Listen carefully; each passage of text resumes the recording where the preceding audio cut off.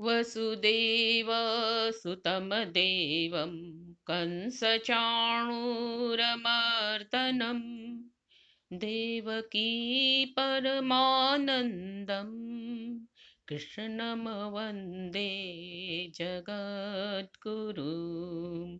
नमस्कार। आज की कक्षा में हम श्रीमद् भगवत गीता के प्रथम अध्याय के प्रथम श्लोक को पढ़ेंगे और उसका अर्थ समझेंगे। पहला श्लोक धृतराष्ट्र उवाच से शुरू होता है।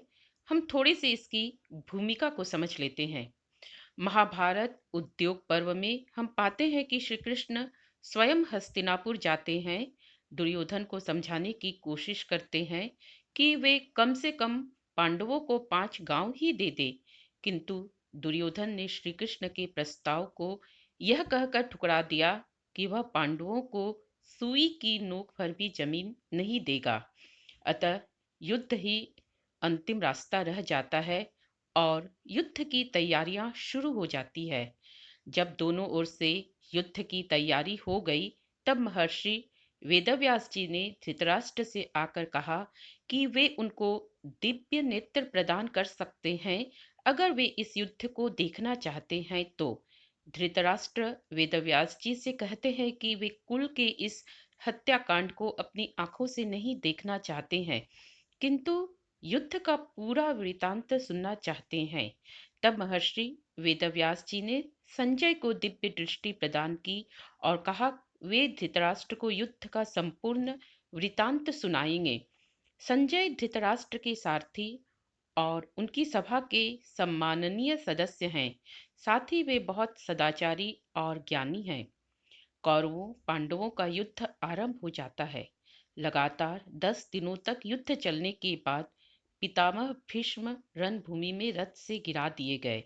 तब संजय ने आकर धृतराष्ट्र को यह समाचार सुनाया। यह सुनकर धृतराष्ट्र को बहुत दुख हुआ और धृतराष्ट्र संजय से युद्ध की सारी बातें विस्तार पूर्वक सुनाने कहते हैं। यहीं से श्रीमद् भगवत गीता का आरंभ होता है और इसके आरंभ में धृतराष्ट्र संजय से प्रश्न करते हैं। धृतराष्ट्र उवाच। पहले हम श्रीमद् भगवत गीता को जो पढ़ने का तरीका है उस तरह से आरंभ करते हैं। ओम नमो भगवते वासुदेवाय। ओम नमो भगवते वासुदेवाय। अथ प्रथमोऽध्याय। धृतराष्ट्र उवाच। धर्मक्षेत्रे कुरुक्षेत्रे समवेतायुयुत्सवः मामकाः पाण्डवाश्चैव किमकुर्वत संजय।